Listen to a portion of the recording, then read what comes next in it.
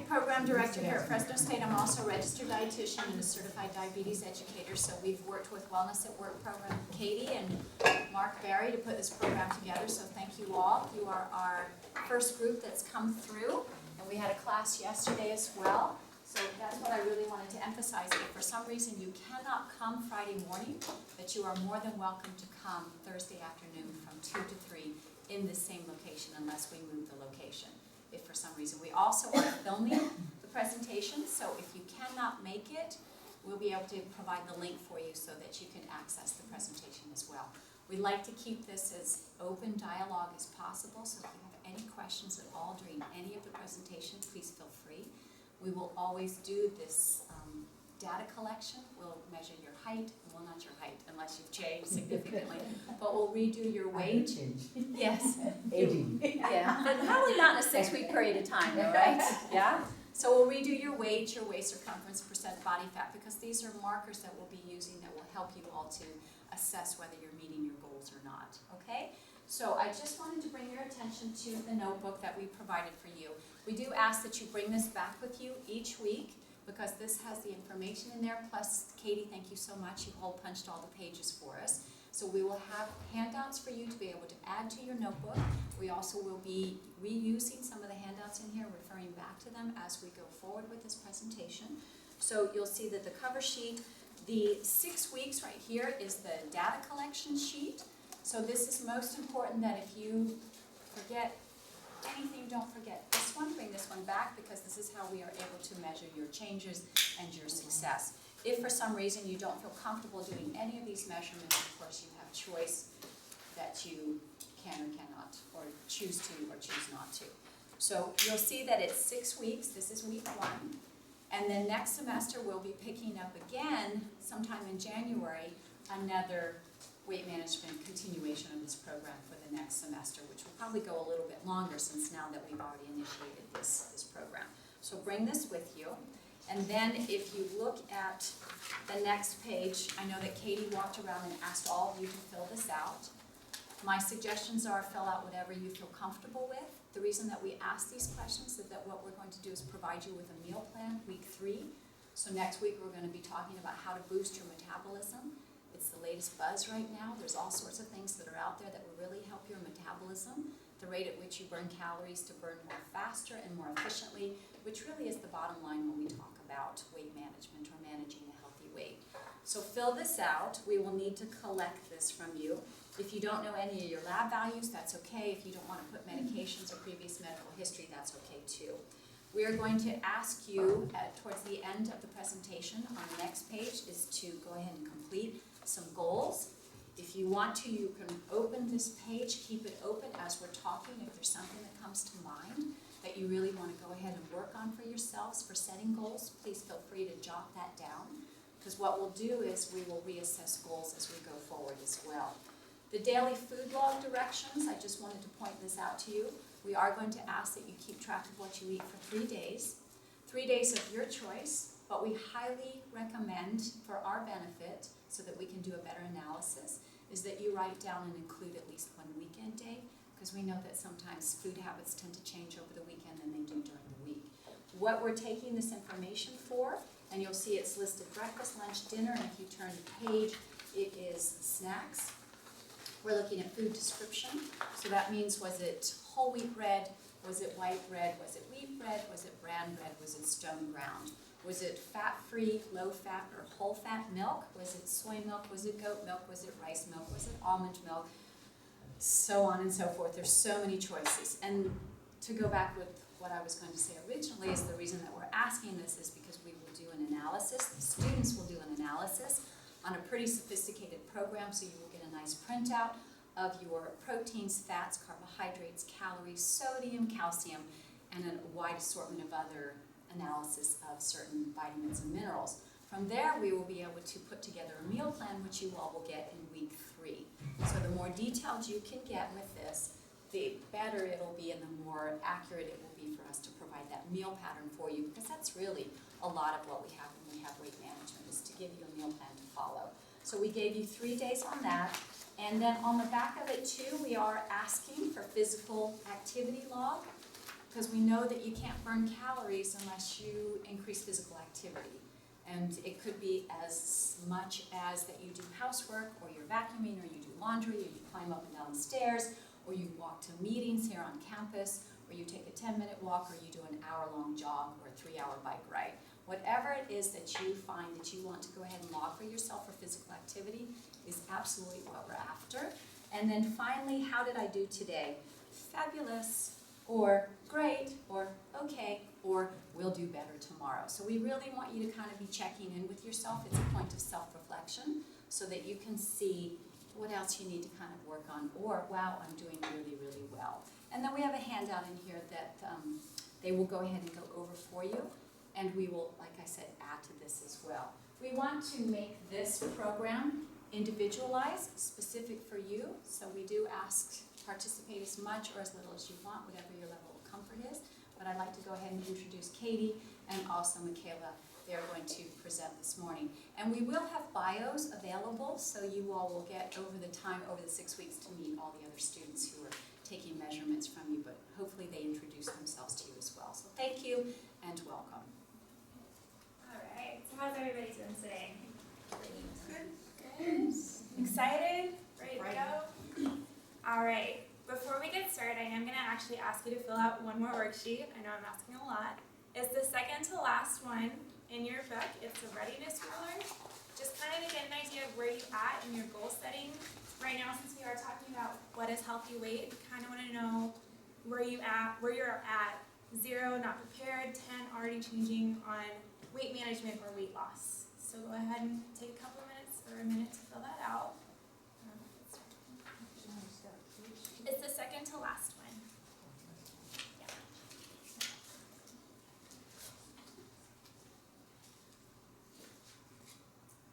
Can you explain 0 is what and 10 is? 0 is you're either not prepared, you're not interested in it. 10 is you're already changing, you're ready to go. It's really important to you.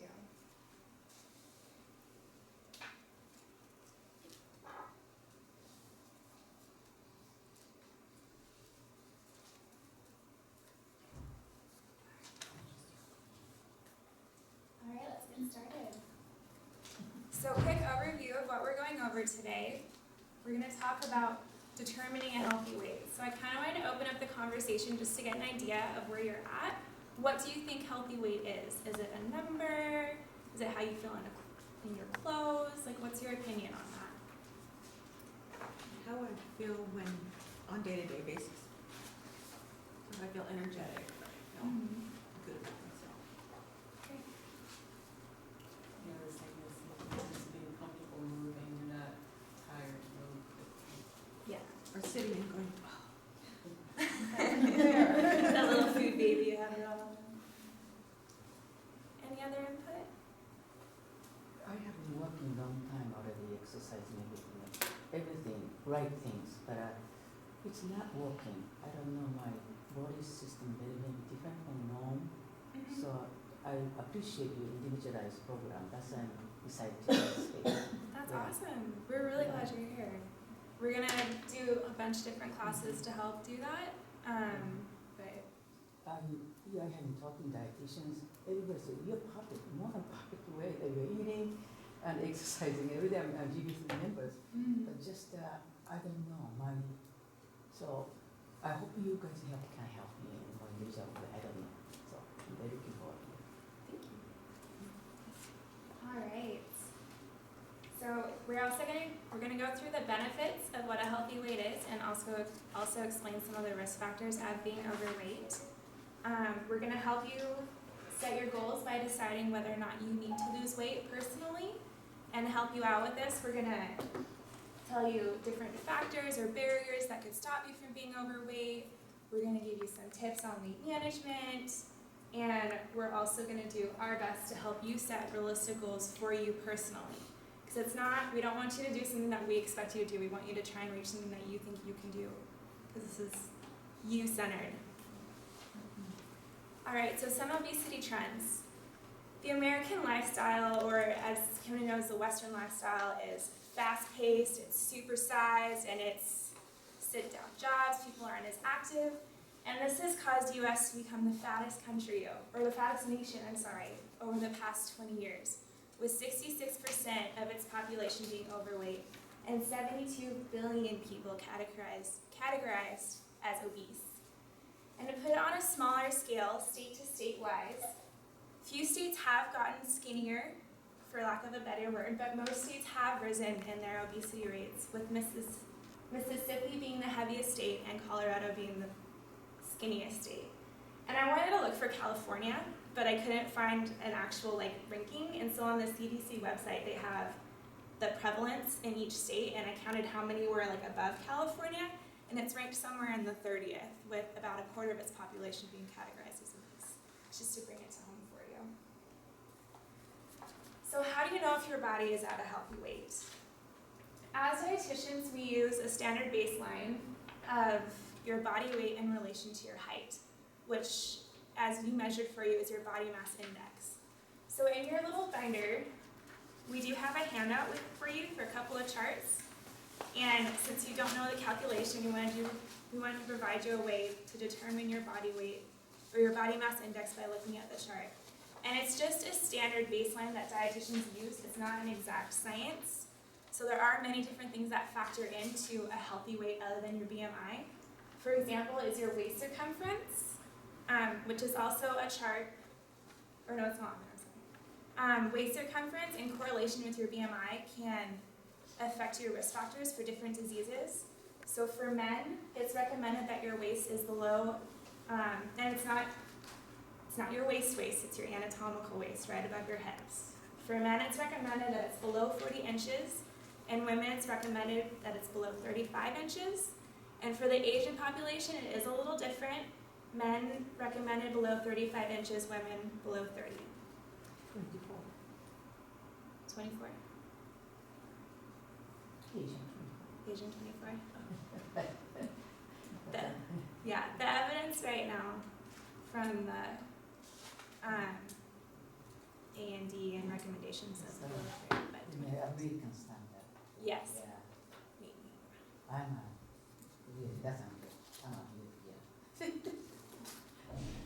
All right, and then the other thing that we looked at is your body fat percentage and your fat distribution. So for men, it's recommended to be below around 20% body fat or below, and women around 30% body fat or below. And when we talk about distribution, it's also on your handout, the pear versus apple shape. When your fat is distributed more within your hips, it's actually less risk factors for you than if it's in your upper body area. All right, benefits of achieving a healthy weight.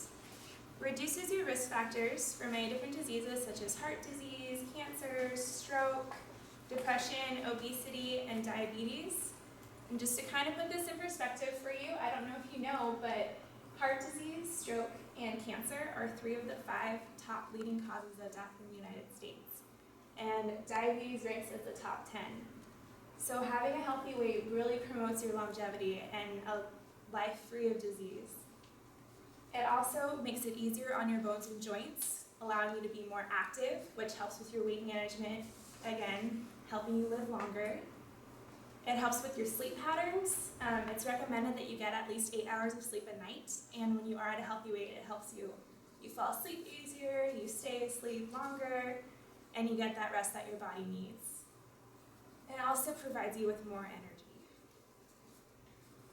So some environmental factors that can contribute to extra weight is that we are constantly bombarded with advertisement. And I was doing a little more research online last night, and I think about 70% of food advertisements are for junk food and fast food. And that just brings to higher calorie foods and supersized portions. As I mentioned before, we're eating larger portions than we probably should. And again, advertising, because it's just so important. Media is such an influence that we need to be careful of what we watch and get our own idea of what health is. Fast food, automated equipment, and then computer and TV. I don't know about you, but when I watch TV, I eat, because it just it complements each other quite well. And plus, you're not spending as much time exercising because you're watching the TV or playing on the computer. Changes in working women, it gives you less time to make those home-cooked meals and make those nutritious choices. You go out and get fast food more, or you eat more processed foods.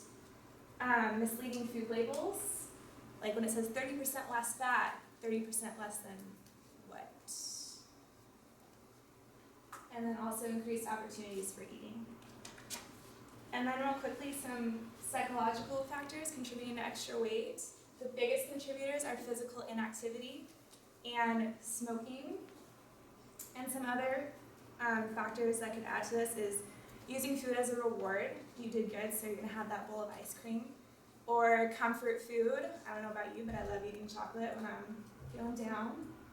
And social eating habit, you eat at a certain time, and if you eat at a certain time every day, your body's like, hey, it's that time, it's time for me to eat. And also emotional eating. Let's talk about managing your weight. We want to keep your weight in perspective. Let's try to think about the here, the now. Let's not try to get too far ahead. It's okay to set the long-term goals, but we want to focus on more short-term things so we can realize and track what we're doing now. Understanding calories. It's pretty vague word to most people. What are calories? Calories come from three main components. It's carbohydrates, proteins, and fat. We all consume them on a day-to-day basis. Some have more calories than others. Nonetheless, we do need them all in our diet, and we want to keep everything in moderation. Including exercise in your diet. You always want to exercise. Whether it's to promote weight loss, muscle mass gain, you always want to utilize exercise because it does promote cardiovascular health. It keeps you healthy, it keeps you moving, keeps your joints going. That's something we always would like to do is exercise, even if it's not just solely for weight loss. The next thing is improving your eating habits. It's never too late to make a change. Making a change, you can do it today, you can do it tomorrow. Sometimes people feel that we get lost, or because I didn't do something yesterday, it's too late to do it tomorrow. It's never too late. You can always improve your eating habits.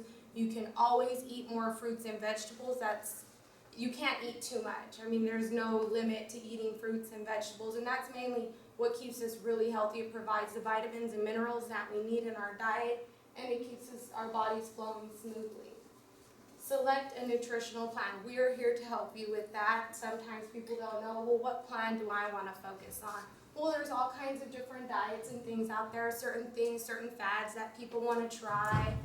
There's the caveman diet, not really cooking, your food, eating things in its natural state. We do know a lot of information about the nutritional plans and the different diets that are out, and we are here to help you with that. The next thing is intake versus expenditure. If you expect to lose weight and that is your primary goal, you want to burn more calories than you're bringing in. So for example, if you're eating 1,200 calories and you expect to lose weight, well, we need to exercise or cut your calorie amount in order to make that deficit so that you are burning more calories than what you are eating. The next thing is setting some realistic goals. You guys do have a handout in here, in your binders, that talk about a plan to change. Those are for you guys to fill out, and they're for your own personal benefits to help you have a visual aid of what your goals are. And when you can actually visualize them and see them instead of thinking about them every day, it's there as a reminder to you is what are your plans to change. So when you have a moment, go ahead and fill that out and just utilize it as a reminder for your plan to change. This is based on you, not us, so it's all about how you feel, what your change is. And it could be very small, it could be very big, but it's always good to start small and aim for the big one. So what is your motivation for weight loss? What makes you want to lose weight? Health. That's good. That's usually the main thing is you want to lose weight to be healthy, but you never want to lose too much weight. Reward yourself for meeting your goals. If you meet your goals, you can go out and have that ice cream, but have a scoop. Have things in moderation. You don't need to have the whole bucket. Reward yourself. It's good to let yourself know that you've accomplished your goal, you met something, so you can continue to move forward and you have some positive insight on what you're going to be doing in the future. Seek assistance in your dietary plan. We are here for that. That's what we're here for, to help you with your dietary plan. Okay, you all will get one in week 3, so definitely it's coming. So lose weight safely and effectively, what do we mean by that? Don't cut your calories severely. Sometimes people think, oh, we're gonna lose weight and we're gonna cut half of what we eat. No, you don't want to do that. You want to cut your calories by a minimum and you want to increase exercise in order to accomplish that goal. What are your goals for losing weight? The typical standard is to lose healthy weight is 1 to 2 pounds per week. Sometimes we have these long-term goals. We want to lose 50, 60, 20 pounds. It's not going to happen in a month, and it's not safe to do that. So it's best to focus on the 1 to 2 pounds per week for our short-term goal, and then extend big to reach that long-term goal. Stick to your plan. We fall off the bandwagon occasionally. It's all right, hop back on. We make a mistake, we make a hiccup in the road. It's okay, stop, get back on track, and keep going. Goals to live by. Use smaller plates. A standard plate is 12 inches. Let's try to use a salad plate so you put less food on your plate and you don't overindulge. It helps you reduce the amount of food you're eating. Say no thanks to seconds. We don't need to continue to indulge and eat. Once we're full, stop. Relax and enjoy your food. Don't get too relaxed in front of the TV and sit there and just keep eating. Eating is an unconscious habit. We do it. We don't realize we're doing it. If you're in front of the TV, you're going to keep doing it, but relax. Go to the table. Slow down. Take your time. It's not a race. Chew your food. Chew every bite at least 10 times. It might sound kind of gross, I know, but slow down. Taste your food. If you do that, it'll help you eat less. Put the fork down in between bites. Again, sometimes we're eating in front of the TV and we're just going and going and going and we don't realize what we're doing. If you put the fork down in between bites, it helps your brain get the sensation that I am full. Eat smaller portions. If you utilize that smaller plate, you can have smaller portions. Typically, you get the bigger plate, you're going to put more food on there. So if you use smaller plates, it can help you eat smaller portions. Eat more frequently in snacks. Smaller meals, eat snacks in between instead of focusing on the typical 3 large meals. You can break them down into 5 smaller meals. You can have the occasional snacks in between. Goals to live by. Choosing foods high in fiber, fruits, vegetables. It helps you get that satiety. It helps you make you feel full. So if you increase the fiber in your diet, it's going to make you feel fuller, help you eat less. Limit alcohol in mixers. Those are unconscious calories. They're not labeled. We don't know. They are high in calories. Drink at least 6 to 8 ounce glasses of water every day and move often. Get up every 5 to 10 minutes. We may be sitting down for long periods of time. Get up and go ahead and move around for a little bit. And find support. Whether it's family, it's a student, it's a professor, it's a colleague, find support to help you. Celebrate your success every step of the way. You guys have any questions? I know I moved kind of quickly. Are you guys going to be going over how to read labels with these? Yes, we will. That's something we can help, and we could probably even put a printout and add it to the link.